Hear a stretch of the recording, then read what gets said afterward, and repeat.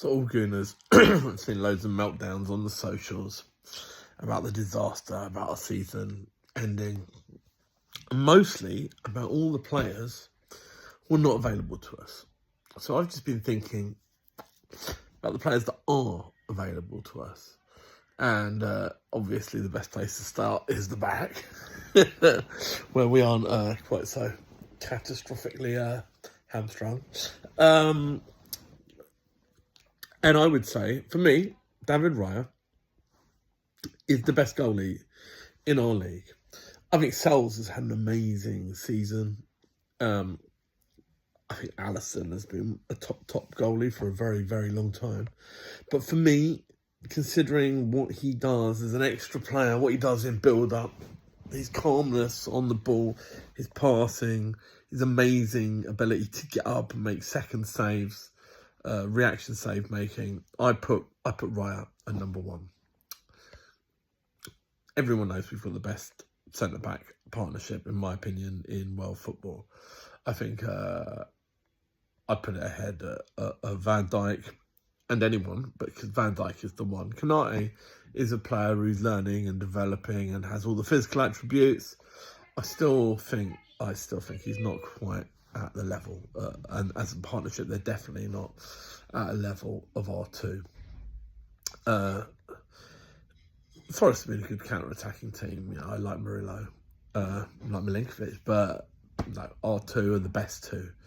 A right back, we've possibly got two of the best right backs. I know Benny Blanco from the beach has hardly played.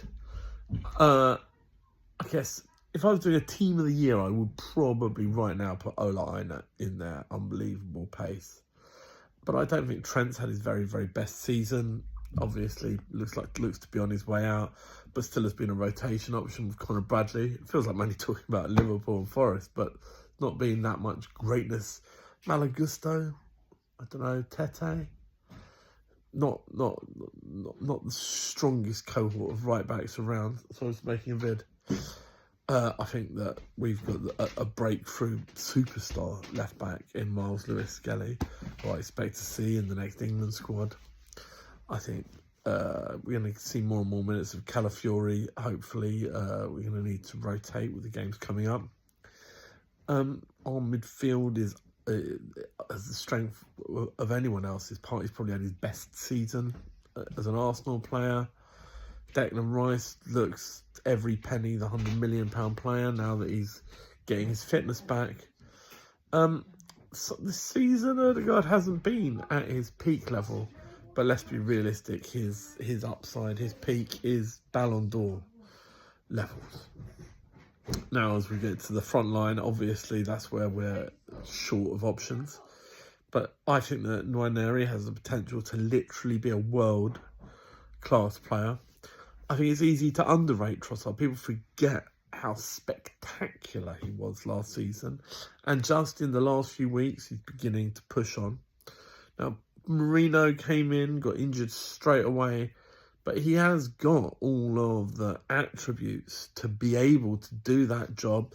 I mean, when we came back from Dubai, it was almost a fake 4-4-2, and not the stodgy defensive 4-4-2 we did when we were missing Odegaard, but a with Odegaard, left 8, false 9 rotating, and we tore some teams to pieces. I think we played like that against West Ham and Sheffield United away.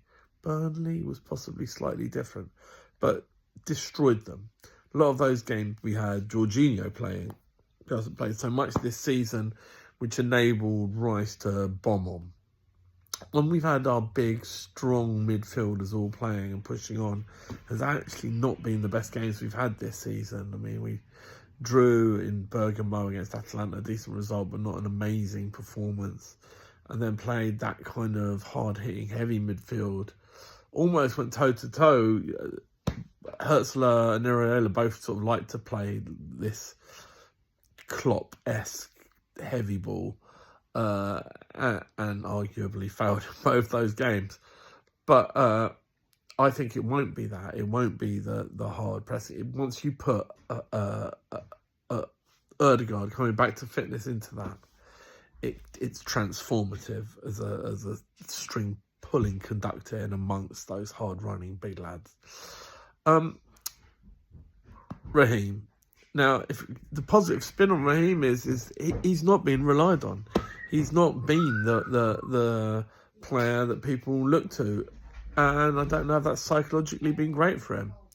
We need him now. He is an absolute key player in a title-challenging team till the end of the season. He might not have the explosive pace he used to have, but he's still got a brain. He's still got the ability to find spaces in a box, to pick locks against low blocks against Catenaccio. I think that you can expect a certain amount of defensive football from Leicester and from West Ham. Let's hope he can really contribute. We've got an amazing squad, and we've got every chance of pushing this title race to the very end. Come on, the Arsenal.